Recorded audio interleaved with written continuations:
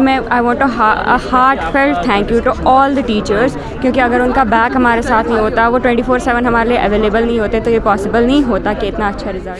Students के लिए यही मैसेज रहेगा कि आप जितना हार्ड वर्क करेंगे आपको उतना आपका बेस्ट मिलेगा। The best you give the best you will gate. यहाँ परिहार है। किस क्लास में पढ़ते हो?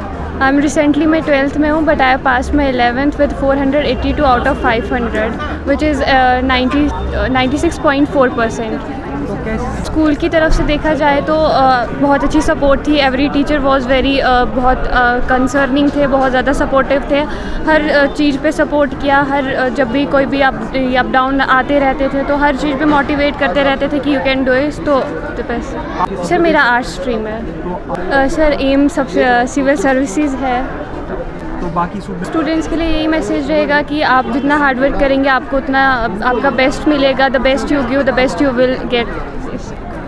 मेरा नाम साम्या आतू है और मैं Shaheen public higher secondary school Doda से 12th कर रही हूँ।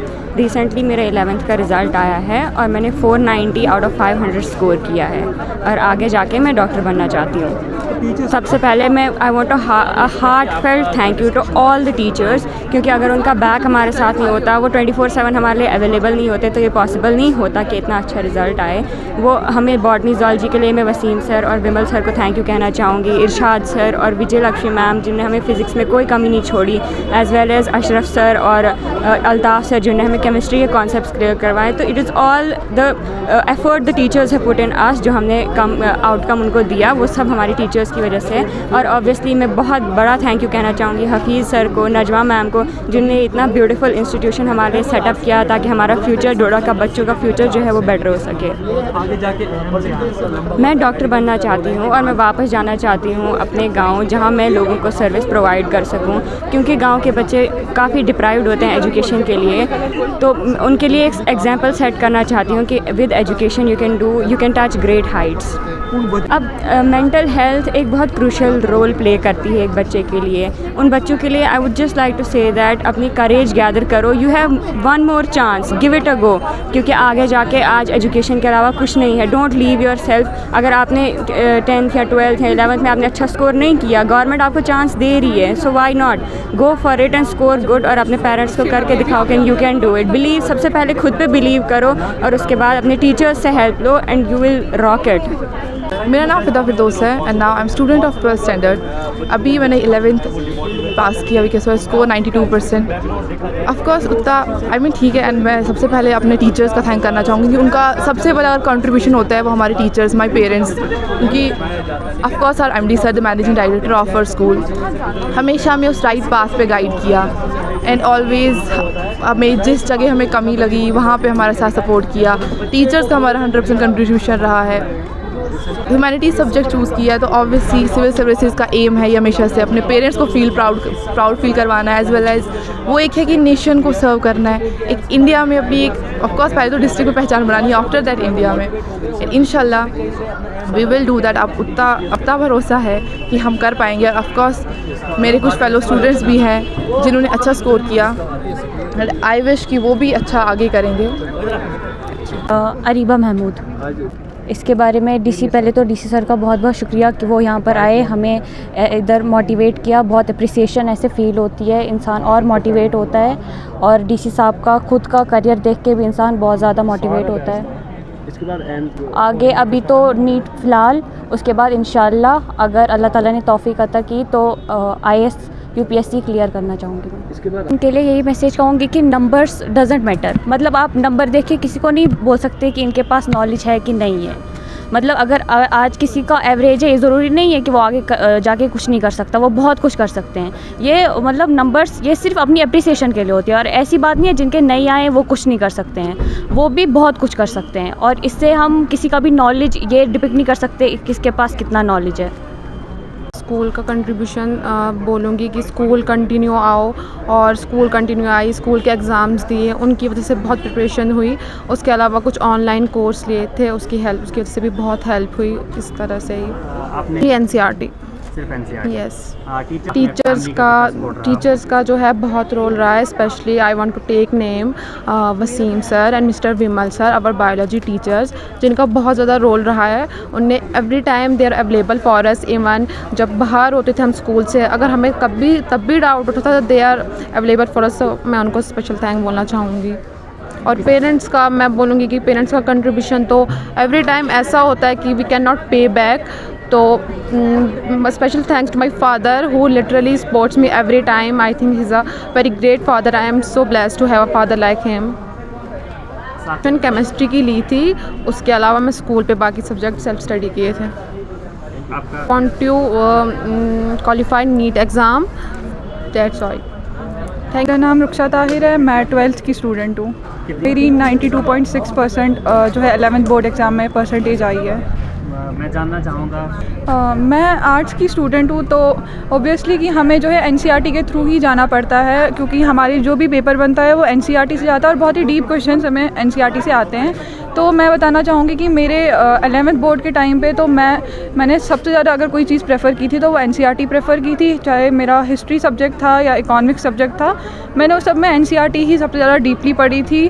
और सबसे अच्छी बात यह है कि मेरे हिस्ट्री में जो है जो मैंने पढ़ा था, जो एनसीईआरटी में लिखा हुआ था, सेम टू सेम पेपर वैसे ही आया हुआ था, उसमें कोई भी बाहर का क्वेश्चन नहीं था, बिल्कुल सेम टू सेम एनसीईआरटी का जो भी टॉपिक्स एनसीईआरटी में हमें दिए गए हैं, जो भी इंपॉर्टेंट टॉपिक्स हमें बताए गए हैं, वही सब जो है हमारे पेपर में आया था। हाँ, मैंने ये चीज़ अपने स्कूल में तो नहीं बट सोसाइटी में बहुत ज़्यादा फेस की है कि मैंने अक्सर देखा है कि कभी हम रास्ते में चल रहे होते तो कोई ओल्ड एज ह्यूमन, मतलब कोई अंकल पूछते थे कि आपका सब्जेक्ट कौन सा है, तो मैं बोलती थी मेरा आर्ट्स सब्जेक्ट है। तो बोलते थे आर्ट्स क्यों रखा हुआ है, मेडिकल रखो, आर्ट्स कौन रखता है, आर्ट्स तो वो लोग रखते हैं जिनको पढ़ना ही नहीं होता है। तो मैंने ये चीज़ सबसे ज़्यादा फेस की है। और जिस टाइम मैंने आर्ट्स सब्जेक्ट चूज़ किया था तो उस टाइम पर मेरे को मतलब हर तरफ से ऐसा ही बोल रहे थे कि आपने आर्ट्स क्यों रखा, आप मेडिकल में भी तो जा सकते थे, आपका स्कोरिंग मेडिकल में तो अच्छा था। बट ये सब अपने इंटरेस्ट पे डिपेंड होता है कि आपका इंटरेस्ट किस चीज़ में कितना अच्छा है और आप किस चीज़ को कितना अच्छी तरह से पढ़ सकते हो। क्या कुछ मैसेज कहूँगी कि जिन लोगों को लगता है कि आर्ट्स बहुत आसान है, आप इजीली पास हो जाते हो, तो आप 11th बोर्ड का हमारा रिजल्ट देख सकते हो कि जिन बच्चों ने बहुत लाइटली लिया था आर्ट्स स्ट्रीम को, तो वो कितने फेल हो चुके हैं। और ये बहुत दुख की बात है कि उन बच्चों ने आर्ट्स स्ट्रीम को बहुत लाइटली लिया था कि हाँ इजीली पास हो जाएंगे। But as a arts student मैं ये प्रेफर करूँगी कि आपको चाहे मेडिकल सब्जेक्ट हो या आर्ट्स सब्जेक्ट हो, आपको दोनों में मेहनत करनी है। ये मैटर नहीं करता है कि आपका सब्जेक्ट कौन सा है, आपको बस अपना दिल लगा के पढ़ना है अच्छे से और एक मेहनत करनी है ताकि आप अच्छे एग्ज़ाम स्कोर कर सको, अच्छे मार्क्स स्कोर कर सको एग्ज़ाम्स में। मेरा नाम उज़मा कौसर है और मैं क्लास 12th में अभी पढ़ रही हूँ। 11th में मेरे 92% आए हैं। तो मैंने नॉर्मली जो मुझे टीचर्स ने प्रेफर किया, जो मतलब टीचर्स ने बोला, टीचर्स ने गाइड किया, उसी हिसाब से मैंने पढ़ा। टीचर्स और मेन रोल रहा, पेरेंट्स सबसे ज़्यादा सपोर्टिव है मुझे। आगे मैंने पहले सोचा नीट क्वालिफाई करना। मेरा नाम मुसव्विरुल इस्लाम है और मेरी अभी जो 12th एनुअल रेगुलर हुआ उसके अंदर मेरी 94% आई है।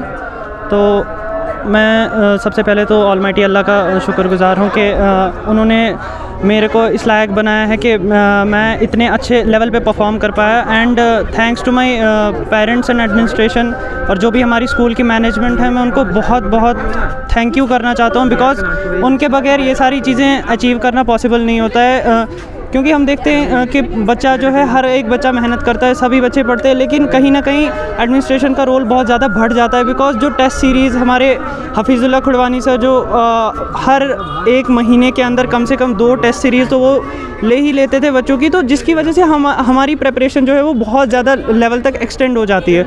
और एक बात ऐसे आती है कि मतलब हमारा जो एग्ज़ाम्स का लेवल स्कूल में होता है वो काफ़ी टफ़ होता है as compare to the boards. तो जिसकी वजह से हमें हेल्प इस चीज़ में हो जाती है कि अगर हम टफ़ पहले ही प्रिपेयर कर रहे हैं तो आगे चल के हमें बोर्ड्स में आसानी हो जाती है उसी चीज़ को रिपीट करने के लिए। तो very much thankful to my administration, to all the management and all my teaching staff and non teaching staff. उन लोगों का जो है बहुत बड़ा कंट्रीब्यूशन रहता है हमारी सक्सेस के अंदर और हम बहुत प्रिविलेज फील करते हैं स्कूल का पार्ट बनने में। And that's all I can say about my. आगे का एम क्या रहेगा? आगे फ़िलहाल I am trying to pursue UPSC civil services and I hope that one day you will see me. Bhavana Sharma. हमारी बातचीत रिज़ल्ट पे ही हुई थी, जैसा कि वो अवार्ड देने आई थी जिनके 90s में नंबर आए थे।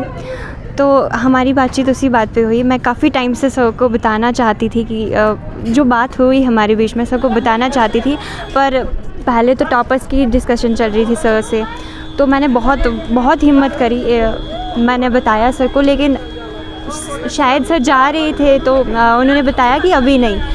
मैंने सर को बोला सर अभी नहीं तो कभी नहीं, मैं बहुत हिम्मत करके अभी आई हूँ। तो सर ने बोला कि आ जाओ।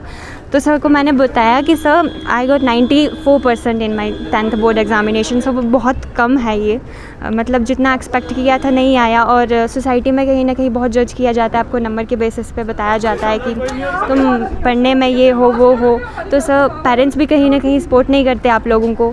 तो मैंने यही बताया सर को कि सर आप प्लीज़ उन पेरेंट्स को बताओ कि अपने बच्चों को बहुत ज़्यादा सपोर्ट करें, इवन वो फेल भी हो जाए तब भी सपोर्ट करें, क्योंकि पेरेंट्स का सपोर्ट बहुत बड़ी चीज़ होती है स्टूडेंट्स के लिए। साहब के लिए क्या कुछ कहेंगे आप? सर मैंने उनसे अच्छी पर्सनालिटी अभी तक तो कहीं नहीं देखी। सब बहुत अच्छे हैं, बहुत अच्छे से उन्होंने बच्चों को एडवाइस दी कि आपको फ्यूचर में क्या करना है। सर ने अपनी कहानी सुनाई, सर बहुत अच्छे हैं।